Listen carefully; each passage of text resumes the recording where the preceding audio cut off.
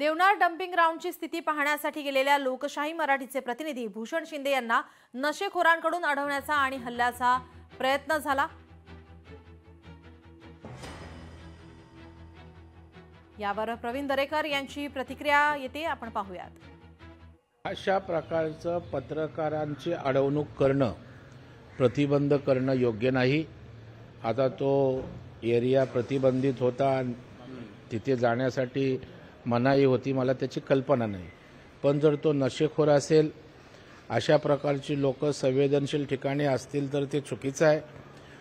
वार्तांकन करणाऱ्याला अडवलं असेल तर ते चुकीचं आहे। या सर्व संदर्भित प्रकरणाची माहिती घेऊन त्या ठिकाणी अशा प्रकारचा नशेखोर जर तिथे असेल आणि चुकीच्या पद्धतीने त्या ठिकाणी अडवलं असेल तर निश्चित सरकारला सांगून चौकशी करून पत्रकाराचा हक्क अबाधित ठेवण्याचा प्रयत्न आम्ही करू।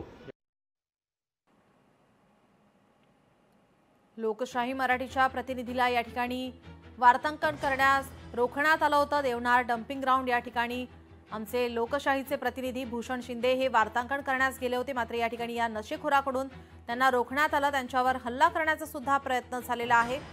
यावर आता राजकीय प्रतिक्रिया समोर येत आहेत। त्यामुळे आता या ठिकाणी देवनारमध्ये ड्रग्ज रॅकेटचा संशय हा व्यक्त केला जात आहे।